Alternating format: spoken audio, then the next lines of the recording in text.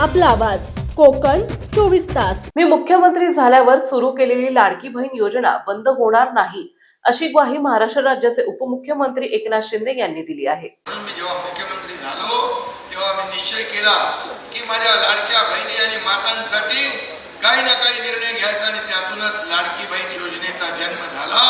लाडकी बहीण योजना सुरू झाली। अनेक लोकांनी विरोध केला, अनेक लोक कोर्टात गेले, निवडणूक आयोगाकडे गेले, इकडे गेले तिकडे गेले, पण काही करू शकले नाही। कारण तुमचा लाडका भाऊ मुख्यमंत्री एकनाथ शिंदे बसला होता तिथं, त्यामुळे कोणी काही केलं तरी त्याचं चालू दिलं नाही। मी देवेंद्रजी तेव्हा अजितदादाही होते आणि आम्ही निश्चय केला की योजना राबवायची। योजनेचा खर्च किती आपल्याला माहित आहे, वर्षाला 45,000 कोटी रुपये एवढं धाडस करण्याची हिंमत त्या काळामध्ये मी मुख्यमंत्री असताना घेतली।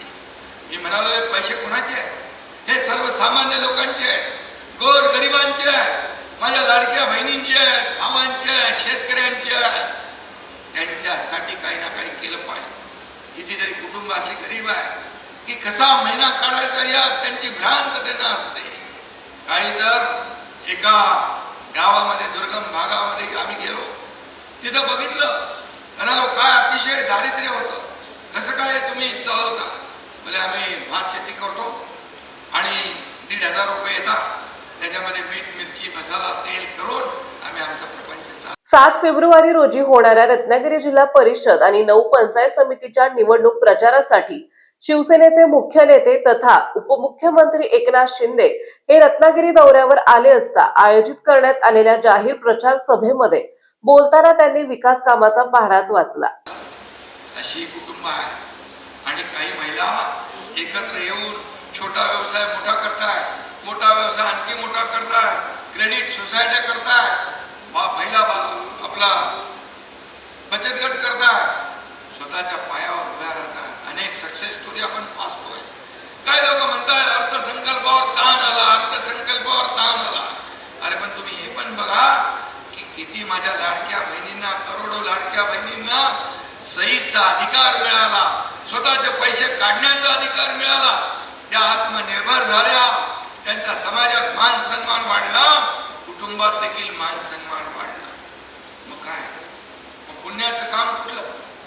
आणि म्हणून 4 योजना कमी झाल्या, परत चालतील, परंतु या ठिकाणी काही लोकांचे संसार उभे राहिले, काही लोकांनी संसाराला हातभार लावला, काही लोकांनी उद्योग सुरू केले, तीच अर्थव्यवस्थेमध्ये ते पैसे पुन्हा आले। आणि म्हणून मी आपल्याला सांगतो की अनेक लोक आता पण अफवा पसरवत आहेत, लाडकी बहीण योजना अमक होईल तमक होईल, पण मी सांगतो लाडकी बहीण योजना कधी बंद होणार नाही। आणि उलट आम्ही जे बोललोय, काही लोक मला विचारतात तुम्ही 2100 रुपये सांगितले, बोले हो सांगितले, आणि जे आम्ही सांगितले ते करणार, योग्य वेळी ते पण आम्ही देणार। आमच्या लाडक्या बहिणींना स्वतःच्या पायावर उभं करणार। या लाडक्या बहिणींना लखपती झालेलं आम्हाला बघायचं, हे फक्त बोलणं नाहीये, हे करून दाखवणारे आम्ही लोक आहोत। रत्नागिरी येथे आयोजित जाहीर प्रचार सभेत बोलताना उपमुख्यमंत्री एकनाथ शिंदे यांनी मुख्यमंत्री माझी लाडकी बहीण योजना बंद होणार अशी काही जण अफवा पसरवत आहे, परंतु आपण त्यांच्यावर विश्वास ठेवू नका, कारण काही झाले तरी ही योजना बंद होऊ देणार नाही असे आश्वासन आणि उपस्थित महिलांना दिले। आम्ही प्रिंटिंग मिस्टेक म्हणणारे नाही, आम्ही निवडणुकामध्ये चुनावी जुमलावाले नाही, आम्ही लोकांना देणारे आहोत, घेणारे नाही।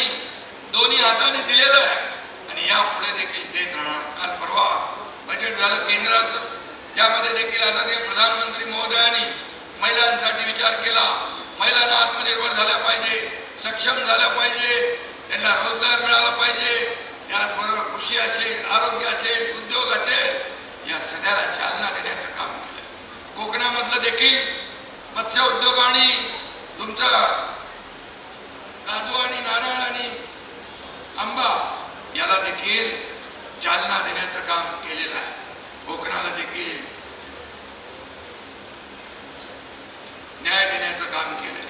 आणि म्हणून मी आपल्याला एवढं सांगतो की ज्या योजना आम्ही सुरू केल्या त्या योजना कदापि बंद होणार नाही, कारण लाडक्या बहिणीने त्या चमत्कार केला, ज्याने खोडा घातला तेव्हा देखील मी विधानसभेच्या निवडणुकीत भाषणात सांगायचो, हे सावत्र दुष्ट भाऊ आहे, त्यांना लक्षात ठेवा.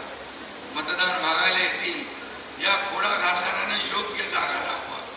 माझ्या लाडक्या बहिणींनी त्यांना बरोबर जागा दाखवली. 232 जागा आल्या. महाराष्ट्राच्या इतिहासामध्ये कधीही झाल्या नव्हत्या. एवढ्या जागा आल्या. लाडक्या बहिणींनी आमच्या भावांना पण सांगितलं की कुठल्याही परिस्थितीमध्ये यावेळेस आपल्याला महायुतीचं सरकार आणायचं, कारण शेवटी सरकार तुमचं आहे, हे सरकार आपलं आहे, सर्वसामान्यांचं आहे. आणि म्हणून मला काय मिळालं यापेक्षा सर्वसामान्य जनतेला काय मिळालं हे आम्ही पाहणारे लोक आहोत.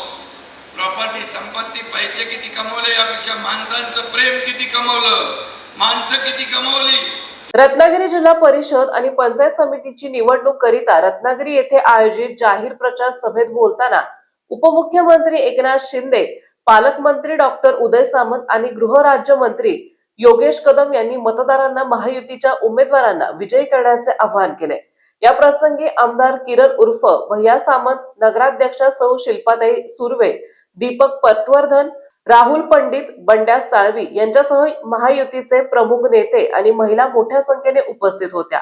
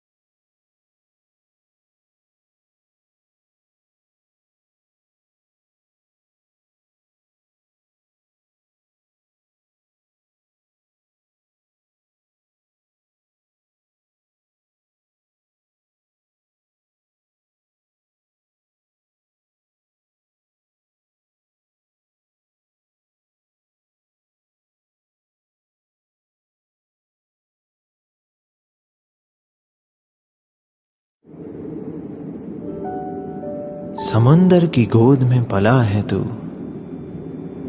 अंगड़ाई लेते ही लहरें शुरू. आज यौवन की मस्ती छोड़, ले चलता हूं तुझे एक नए मोड़. आजा तुझे माँ पुकारे अब, छेड़ देते हैं बीच से कुछ शरारत हंसी. गले लगा ले उसे ए फकीर, इंतजार कर रहा है तेरा तो. चल दे देते हैं उसे फसल की खूबसूरती तो. आजा तुझे माँ पुकारे अब, उन्हें भी देनी है एक नई पहचान. आजा तुझे माँ पुकारे अब.